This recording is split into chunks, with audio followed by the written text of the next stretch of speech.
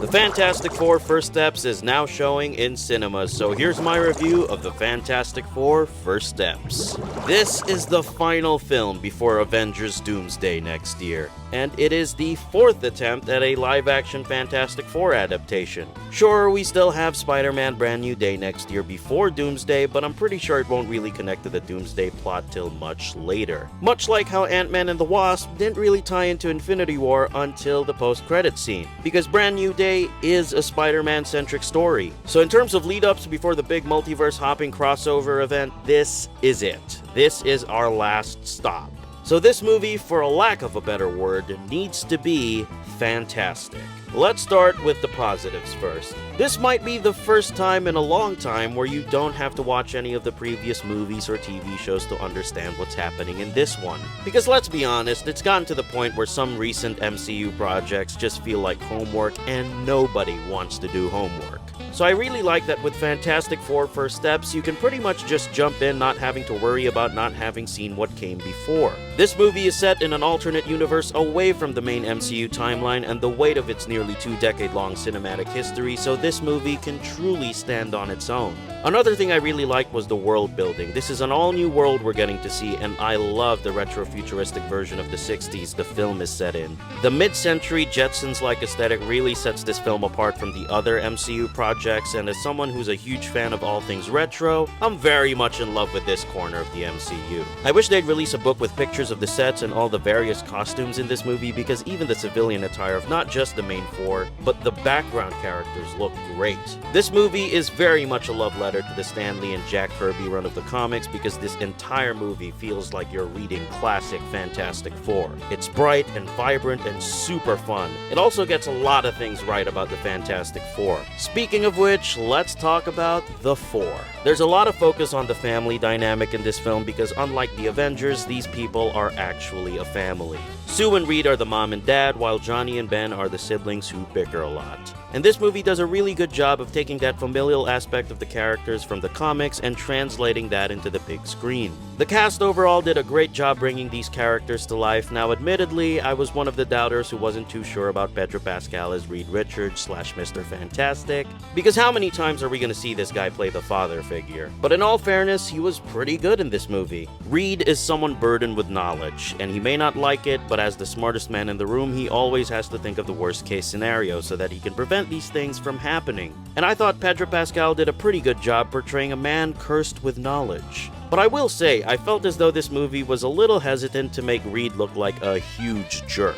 Because in the comics, he is known for coming off as cold and calculated to the point where he disregards people in his life, all in the name of science and fighting for what he thinks is right. But I'm getting ahead of myself. We're still talking positives here. I think the standout among the four, though, would have to be Vanessa Kirby as Sue Storm / Invisible Woman. I really like the maternal angle her character brings to this story because I think it's particularly unique to see a superhero movie tackle the struggles of being a mother while being a public figure. The movie does a really good job of putting you in her shoes and making you feel the protectiveness she has for her family. Jumping over to the villain of this movie, I thought Ralph Ineson was scary as Galactus. His voice is just booming and fitting for a being who literally eats planets. The scene where the Fantastic Four first meet Galactus was great, and it leads to quite possibly the best action sequence in this movie. Now that we've discussed the positives, allow me to pull a Reed Richards and give some, let's call it, constructive feedback and analysis. Much like another superhero movie that came out this month, this movie skips the origin story and plops you right into the action. Which is great, but I do feel like because of this decision, we sort of brush over key components of the Fantastic Four and some of its members. The Thing, for instance, is my favorite Fantastic Four character, and by the time we meet him in this movie, he's more or less comfortable already with the way he looks, since he's been like this for 4 years. But I feel as though that his body dysmorphia is sort of a crucial part of his character, and seeing him deal with that is one of the things I love about Ben Grimm.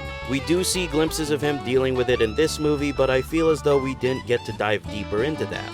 I'm glad Sue and Reed got a lot of the spotlight, but here's the thing, I wish we got some more love for my boy Ben Grimm. Another character I wish they fleshed out more is Galactus. Galactus is a very philosophical villain. He's a force of nature, he's neither good or bad, he eats to survive much like we do. The actor Ralph Ineson talks about the character's internalized loneliness in one of the interviews he did for the movie's press tour, and I wish this movie explored that more. Seeing as how our heroes are a family and they have each other, while the villain is a lonely creature who has no one and is drifting away in the cosmos, cursed with an eternal hunger. I feel like there's a connection in that contrast that the movie doesn't really explore. Another thing I also have to mention is the dodgy CGI. Don't get me wrong, there's some really great CGI work in this movie. The Thing is the best he's ever looked. But there are some questionable CGI moments in this film, particularly when it comes to some of the green screen shots and some of the Mr. Fantastic stretching.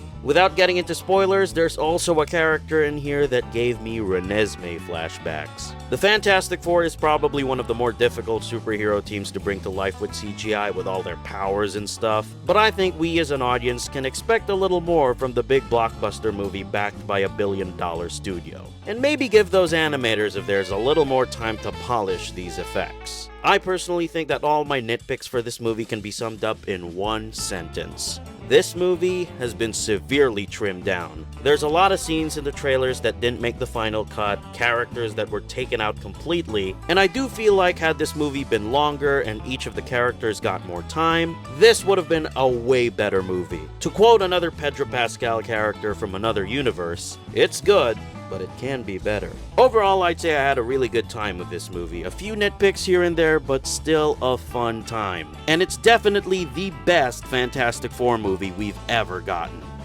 But that's if you don't count The Incredibles.